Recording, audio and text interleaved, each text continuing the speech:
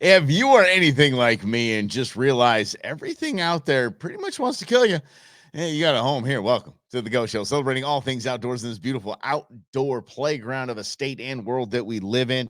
Thank you so much for being here. If you missed the podcast yesterday, don't worry. There was not a technical glitch. Usually there are technical glitches because, let's face it, it's me. The technical glitch did not exist. So we had a video-driven show yesterday. We went through the entire Jimmy John's elk hunt and kind of broke it down piece by piece and had some discussion on it. That's really what it was. So didn't really translate very well into podcast, but here we are. Today's program will be on the podcast here shortly after the program. Now, today is the FAFO edition of the Go Show. That's right. Blank around and find out. Holy mackerel. Got a lot of stories to get to. The first is a local story that was sad, really sad. A toddler, a 3-year-old, was bitten by a rattlesnake in North Scottsdale, firefighters say. Yeah. You know why? Because there are snakes in the desert. I am not bashing on the boy. I'm not bashing on the boy's parents or supervisor, guardian, whoever the heck was in charge of the little grommet that day. But you know something? Yeah, this happens. There was a drowning this summer. Yeah, you know why? We have pools. We have a lot of pools. We have hundreds of thousands of pools here in the valley. And tragedy strikes when you're not paying attention. Okay? So here's the gig.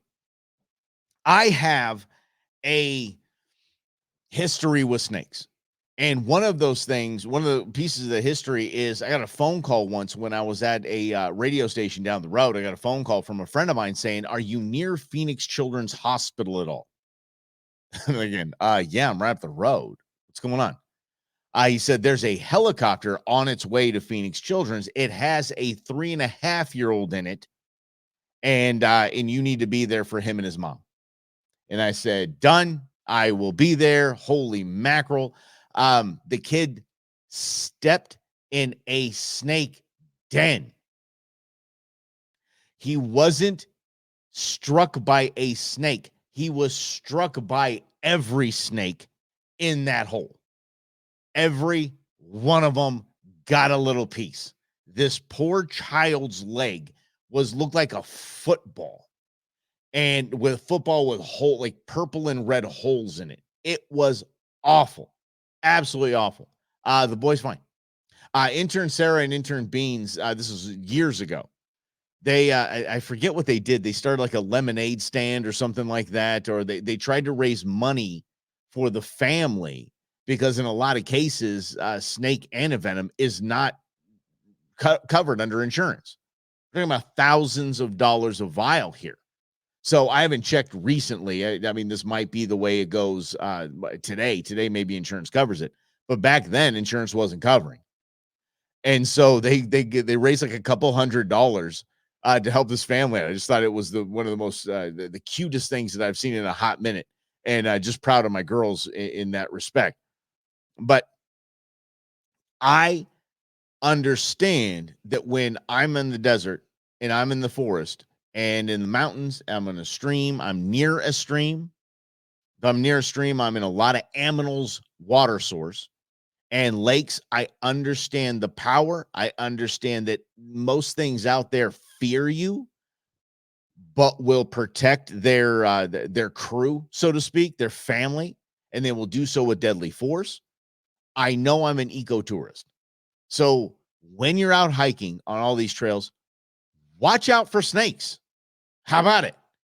Watch out for snakes. If you take your dog out there, guess what? If your dog has not been snake trained, and snake training is one of the most not pretty things, it's horrific. It's scarring to see how they snake train dogs. They have to, though, because dogs are curious. Dogs are friendly. Dogs are, ooh, what's this? I want to say, it's making a rattle sound. I want to go check it out. It's like one of my little toys. Bark, bark. Let's go. Sniff, sniff. They're curious. Snake training, let me put it this way, cures them of that curiosity. It ain't pretty.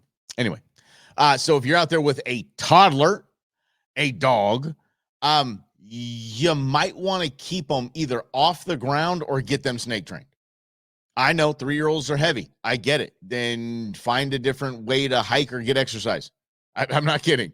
If you want to take your kid out in the desert, you're going to run the risk of your kid getting hit by a snake, a cholla cactus, whatever it is. It's going to hurt. Scorpions, we'll talk about scorpions in a few minutes here. There's a new species of scorpion, thank you, in California. Oh, yeah. California's, I got my opinion on that. I'll keep it to myself. Not a political show. But this is a challenge for a lot of people. I mean, forget about just the challenge alone of the, what's up, Eddie? Just forget about the challenge of telling people don't take your dogs on trails when it's July and the ground is 300 degrees. That's enough of a challenge as it is. I don't feel that I have to tell y'all, don't take your kids out in the desert. Oh, but it's been cold. There's been snake sightings all over. It's snake time, peeps. It is snake time, and they want you to snag at a snake. They're coming to you. They're going to get to a place where they can regulate the temperature of their body, and they don't care that you're in the way. And if you're in the way and they're frightening, or you step upon one, they will defend themselves. It's just going to be that way. And I don't know what the child did. I don't know if the child's like, "Ooh, a snake," or or a kid was just walking by, whatever it was. My example, the kid at Phoenix Children's Hospital, he just was walking and stepped in a hole. And there happened to be a lot of negative snakes in there. No bueno. I used to pick up snakes. I used to think I was Steve Irwin. I really did. I thought I was Steve. I would just go, hey, crikey, it's a snake. And I'd just grab the damn thing. And one time I grabbed it too far back from the head, just a little far down. That sucker had me frozen. It spun its head around and was almost, its mouth open was really like almost on my skin of my hand. It turned around that fast. Instead of dropping it or throwing it, I just kept moving my hand around like I was like I was in a jiu-jitsu match with this dang snake. That almost scared me of picking up snakes. Yeah. You know something? I miss the guy too. Steve Irwin was pretty dang cool, because after Steve Irwin, they tried to get replacements. Okay. They basically, the TV, the outdoor world thought, okay, we need to replace the alligator, the crocodile hunter himself. Alligator hunter, what do they call him? Anyway, Steve Irwin. So basically, they found somebody who, I'm not going to name the guy's name, the poor cat. Actually, several of them. Okay, if you like to be outdoors and you don't defecate yourself every time you see a snake, we want you. And that's what they did. And they basically tried their best to replace Steve Irwin, and they didn't. Here's not a fun fact, a horrifying fact. The stingray that got him, that, he's basically stabbed in the heart by a stingray. If he had not instinctually removed the barbed stinger, he'd be alive. He died because they removed it. I don't know if it's him or whoever he's with. Somebody pulled the thing out, and that's what killed the guy. Sad, isn't it? Ugh. And now we got to deal with his kids. I'm going to be honest. Okay, sorry. They lost their father. I lost mine. Okay, fine. Okay, great. But I don't ask you to, just follow along with what, okay, my dad was an engineer, so he died. I should be an engineer because my dad was. You need to make me one. No. I'm not a fan of the kids. They're just not entertaining. They're not him. They're cool kids. God bless them. I wish them luck. They ain't their daddy. How about that? Mm-hmm. Yes. So anyway, everything out there wants to kill you. I used to pick up snakes all the dang time, and I thought it was cool. And then I've dispatched a few. I'll be honest with you. I don't know what the statute of limitations is on, but whatever. Yes, I am not a giant fan of snakes. No, I like other snakes. I don't like rattlesnakes. I'm not a fan. Slavo sent me a picture of his hike that he was taking the other day. Good size rattlesnake. He said, sucker didn't even rattle. Didn't make a peep. Let me tell you something. That's what we're heading towards. I don't mean to scare you. This is fair warning that, again, when you go out on the desert, you're in the forest, you're in a lake, a stream, whatever, you're an eco-tourist. You're not this is not a home court game anymore. Actually, you need to be. What's up, Chris? It's thanks for hanging out, bud. It is it's an away game for you, and you're no longer apex. You're just not. I mean, you can be. I mean, it's getting prepared in the right way. But if you're just out on a hike, you're not in the mental attitude of I'm the boss out here. You're just enjoying nature and just walking along. And you got to realize you're in their house. Okay, if a snake comes rolling into my house, going to get dispatched. If a shark comes into my house, going to get dispatched. And by the way, now that it's summer, I'll go ahead and stop asking a question. Hey, where are you guys going on vacation this summer? Oh, yeah. Arizona, what's up? There's several more places to go than San Diego. I promise you. Expand a little bit. Holy mackerel. Everyone in Arizona. San Diego. Going to Mission Beach, San Diego, La Jolla. Yeah, come on. Yeah, I don't know. But anyway, now that we're going on the ocean, guess what's out there? Sharks. Yeah. All summer, that's what I hear all over and over and over again. Shark attack. Sharks in the water. Clear the beach. You're an ecotourist. You're out there in their world. I loved it when my sister and I went fishing off of La Jolla, kayak fishing, and this big whale just breaches right in front of us. I mean, right in front of us. It was intimidating. I was a little clinch, if you know what I mean. Like, my sister was like, "Oh, come here, mama. Oh, come here." I'm like, "What are you doing?" Oh, I'm doing this too because it was a Hobie kayak, so it was the pedals. And I'm like, "What are you doing?" Like that thing could just destroy us. Like, holy man, why does it stay away? You can look, it was 10 feet away from you. You can look at it, it's fine. If it comes back up, it wants you to see it. If it doesn't, and that tail in the air, that means it's going down. It's fine. Holy, it's probably eating the fish we're going after and just laughing at us is what it's doing. Holy man. Yeah. Oh, you caught a, okay, so Eddie popped in and he caught a rattler several years ago. So I want to get to this.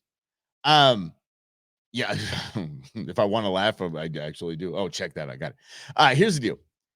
The silence is scary because that's what we're watching microevolution happen right in front of our eyes. And I learned this from a biologist. So somebody I trust very well. And by the way, if you see him on the podcast, if you're on YouTube, you see him on the podcast, get over and check that out. That interview that I did, the guest that I had, John Odell, he's a small game biologist, a competitive small game chef. Fascinating. You are going to absolutely love that. If anyone has ever told you that anything you hunted or fished tastes gamey, you're going to have to find out why. And I love it. So check it out. Anyway, so John Odell, a biologist, told me, he said, we're watching microevolution happen when it comes to rattlesnakes. Rattlesnakes are not getting killed if they're silent. So the ones that don't rattle are not the ones. The rattlesnakes that do not rattle are not getting dispatched. They're not getting killed. The rattlesnakes that are surviving are the ones that are quiet. I'm sorry. I hate pluralizing one, and I don't know why it bothers me so much, but even when I do it, I'm like, argh. So the rattlesnakes that are rattling, killed. So those rattlesnakes that are more inclined to stay they're breeding and making more rattlesnakes that are more inclined to the rattlesnakes that aren't inclined to and like just let you know, yo, I'm over here.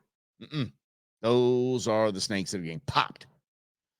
So how wild. So we are about a generation or two away from just rattlesnakes not living up to their name. Just snakes.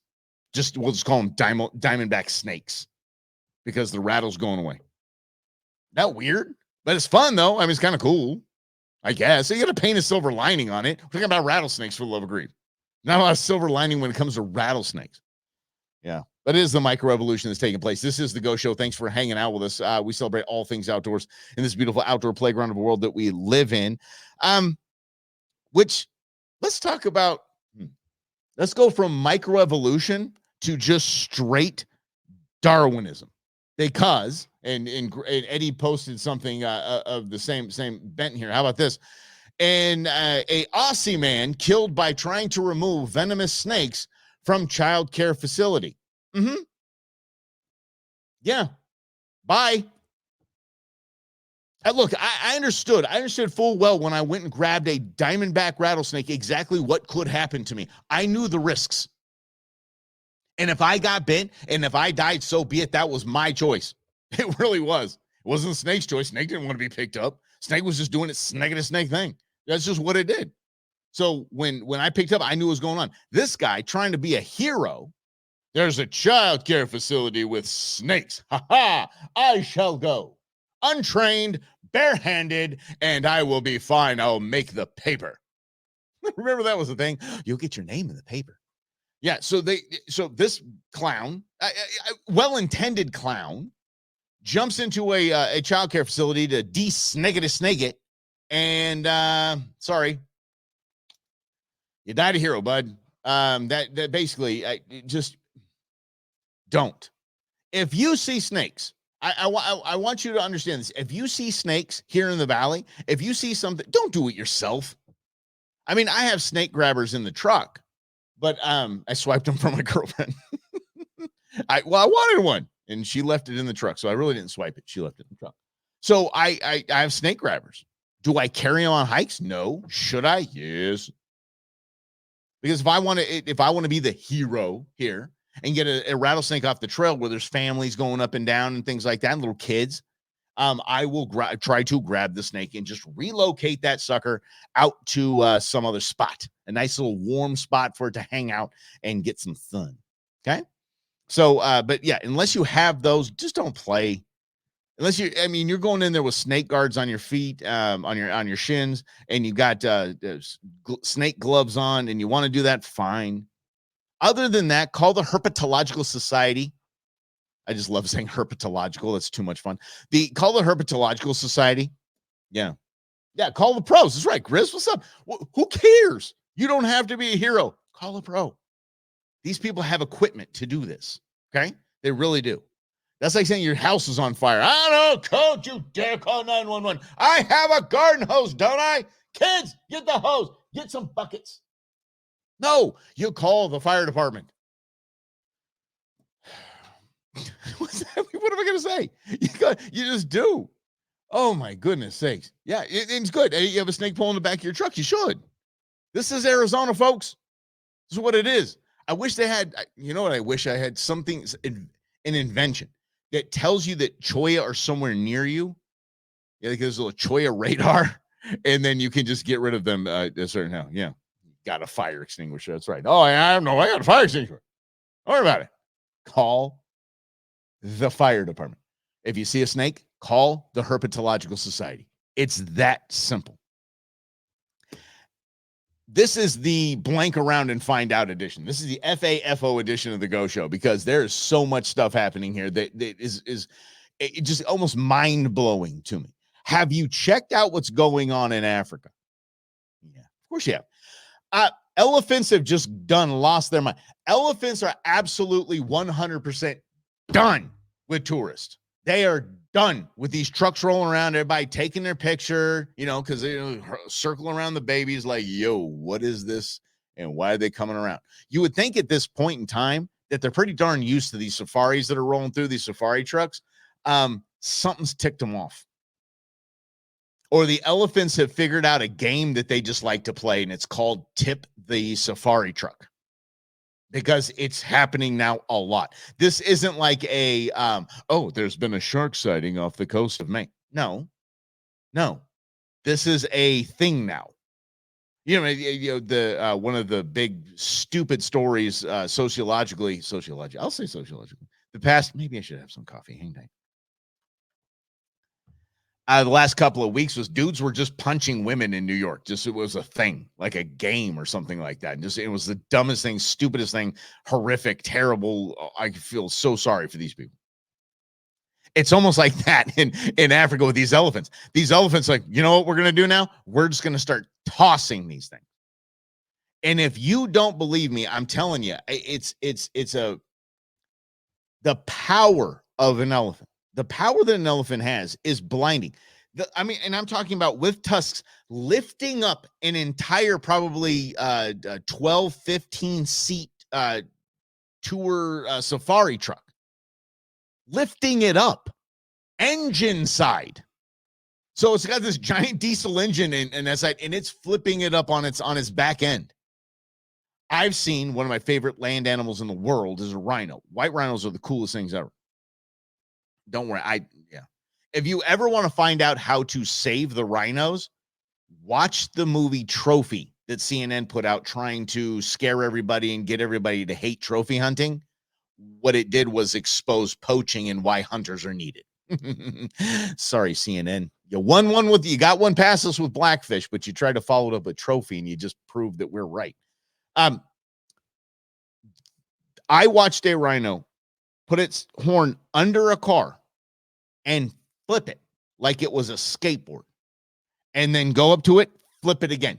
It rolled this thing for about 100 yards for funsies. Obviously, it was threatened in some way, but it was moving. It was moving through. Eddie, okay, Ed knows the story too. Eddie's got the story because she lived a good life. A 90-year-old died, or an 80-year-old died. From an elephant flipping the bleeping tour truck. I'm telling you. But here's the deal. Chris has brought up bison. Bison can do that too. And I love bison. You're talking to the bison guy. I have a bison tattoo. I love bison. They're strong as it gets. My favorite thing, one of my favorite things to watch or read about is stories in Yellowstone about tourists getting launched. That is Darwinism at its finest. I'm like, whoa. I'm almost bummed. I'm like, they survived. Yeah, I like to win one for the bison. Let's go pet the fluffy. Let's go pet the big fluffy bison. Do you know what the scientific name for a bison is? Ready for this? Bison. Yeah. So it's fun. It's fun to me. The people are so stupid. There's an Instagram handle that I follow. It's called what is it? Influencers in the Wild.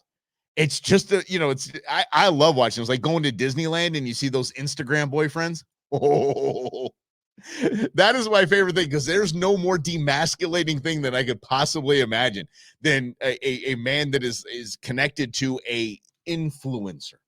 Someone who always has to have her picture taken, her video done right, and this and that. It is embarrassing and so much fun to watch.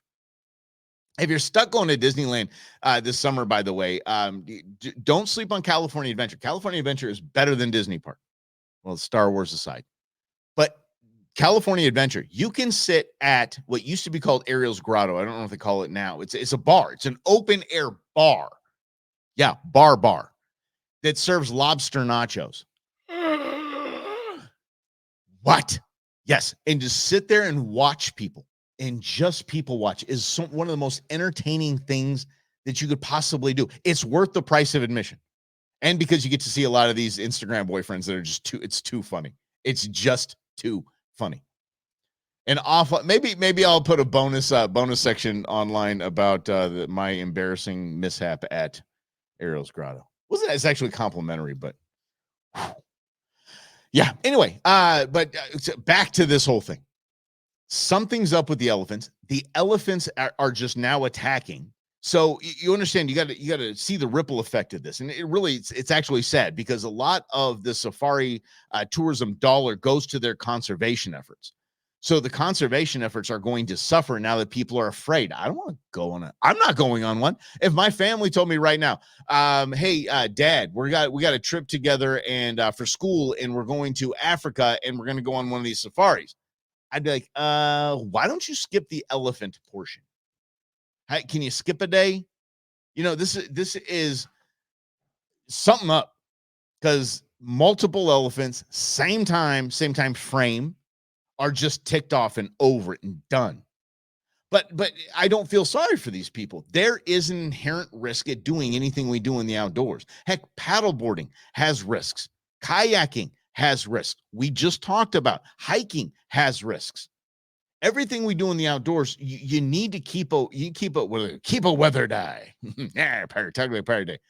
I'm not going to do my pirate jokes or impression. I promise. Not now. So anyway, they want to get you gone. They might not want to kill you. I just think it's an over exaggeration, but I say it a lot. Everything in the outdoors wants to kill you. Everything in the desert wants to kill you. They just want to protect themselves from what they see as a threat. And that threat could be it's a threat to my family's health. It's a threat to my family's safety. Whatever it is, they want to come at you. And by the way, elephants, I think, are just getting the memo. How about this? What are the two species in the African big game 10, the big 10? What are the two species that combine kill more hunters than all of the other 8 combined? I'll give you a minute. Ready for this? If you said water buffalo and hippos, straight to the front of the class with you. Mean, evil. I think that the elephants just got the memo. They're like, oh yeah, heck yeah, well yeah, we went on this. Other 8 combined. Watch. Told the other 7, hey guys, hold my beer. Watch this. I'll go take out some tours. I'm not going to be at the bottom of the list, says the elephant. But why? Why even do it? I'm good with not.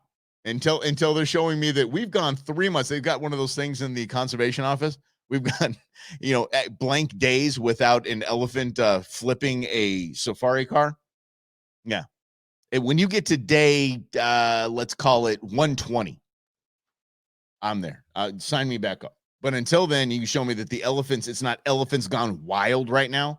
I'll go ahead and sign up again. Yeah. But I would like to go on the safari. I would like to go on a hunting safari. But that's just me. And that's if I can bring meat back. That's to me, that's the tough part. I mean, I understand the need for trophy hunting and game hunting in Africa. I understand that because it funds their conservation. They have seen the North American model works. So we're going to try that. We're going to use that for a funding source and to help cull populations and to take care of problem animals like rhinos. But if I can't bring the meat back, I don't know what I want to do. I mean, can I bring a strap back? I mean, I don't know the rules. I'd have to get to the rules first to sign up. And I think that it would be it'd be a fun trip, but I'm not just bringing back skulls. Sorry. It's not worth it. It's not worth it to me. If I can't cook it, I'm just not a fan. If we can only cook it there and I got time to cook it and prepare for a lot of people and there's a whole gang of us, a whole gaggle of us, I'm down. Yeah. And talk about that. Let me start with California to start. Again, let's get some coffee. Let me wrap this up with California. Again, the blank around and find out edition of the program. California is kind of, if you ask me, kind of getting what they deserve. There's a new venomous arachnid to watch out for in the California deserts. Well, it's California. California found a new one, a new creepy crawly species of scorpion. Oh, this is the 2-layer basin scorpion, has 8 legs, a smooth body, 2 heavily scalloped pincers, and an orange and yellow body with dark brown markings, according to the study.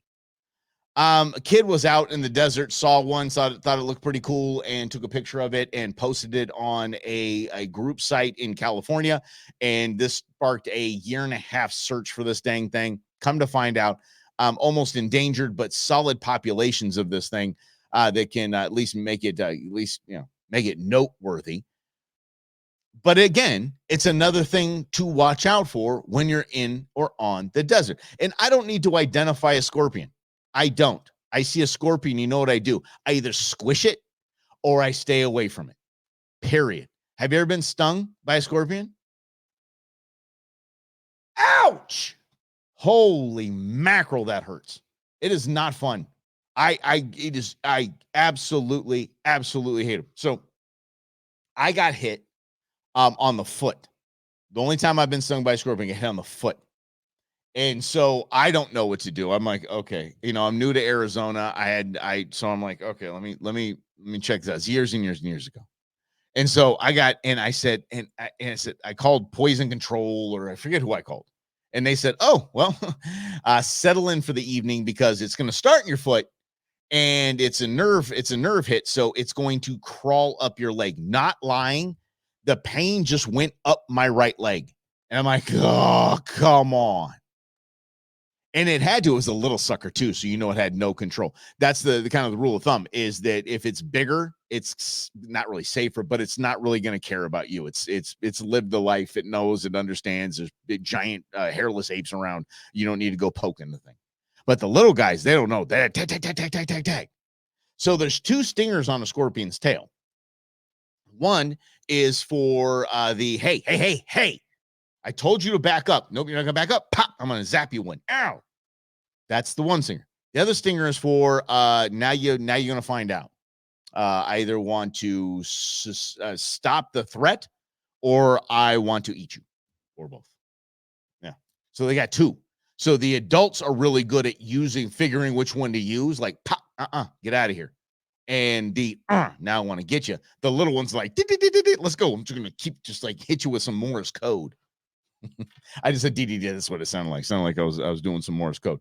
But scorpions are no joke. They just really aren't. And I'm shocked in my new place that I don't have more scorpions. It's on a golf course, and I'm shocked that I don't have more scorpions. I haven't seen one. Knock on wood. By the way, knock on wood is a Celtic belief that they're little that there's like Keebler elves that live in trees that try to do bad things to you. So if you say something that you want to happen, or you're glad that something's not happening, if you knock on wood, that kind of lets them not hear you. Knock on a tree and they can't hear you. Just in case you needed to know that for the weekend. Congratulations and a happy Friday to you. By the way, let's wrap it up with my favorite story because this is funny, because New York is just crazy. The community is demanding that the state of New York return a man's pet. Oh, look at this little cutie. His pet is named Albert. His pet is 34 years old. His pet just happens to be a 34-year-old, 750-pound alligator. So social media, 132,000 people have signed an online petition demanding the New York Department of Environmental Conservation return Albert to his rightful owner, 64-year-old Tony Cavallaro. Mm-hmm. Yeah. They said seizing the animal would hurt both Albert's and Cavallaro's well-being. Quote, Albert should be able to live the rest of his life with his companion. If you stay for the bromance, Russell and Hunter's the bromance in about a half hour here. I'm bringing this up. His companion is like an emotional support animal. Albert is a 720-pound emotional support animal. Oh my goodness sakes. It is. I do agree with this. If 34 years all he's known is living with Cavallaro and not eating him to this point, then that's all Albert knows. I mean, come on. What are you gonna go set him loose? And Albert's like, where's the dog food? I don't understand what should be a bowl around here. It should be don't people throw us raw chickens? What's happening? We're live chickens? I don't care. I mean, I don't discriminate. I mean, yeah. I think this is dumb because you can't do that because of licensing, of course, whatever. But I'm sure it's for the safety of Mr. Cavallaro. Mr. Cavallaro survived this long with Albert just chilling. I think they're good. If they're not, that's Mr. Cavallaro's fault. And again, that is Darwinism at its finest. Holy mackerel. Hey, y'all. I appreciate you guys hanging out with us. I really do. That's right. A service gator, Grizz. Yeah, I appreciate that. Yeah. No, thanks for weighing in. Always appreciate it. Let me see if I missed anything. That means I have to get the spectacles on. Hang tight. See if I missed anything. Yeah, kids just don't. Jeez, come on, man. This is truly a beautiful state. I love that. My wife and I have traveled the whole thing, and we love it. That's right, Grizz. I'm not going back to California. You can't pay me to go back. You just can't. I absolutely love, and I mean love this. Oh, Grizz is in pest control. Hang tight, Grizz. Real quick question, bud. How do you get rid of scorpions? So, I mean, how do you basically prepare your house to be better to be not scorpion proof, pretty much, side of getting a service alligator? How do you keep them away?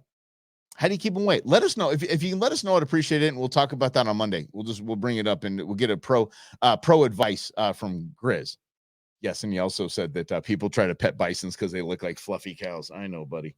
Holy mackerel, do I know? Thank you so much for playing. We're going to get the podcast up here in about an hour or two. There's technology in me.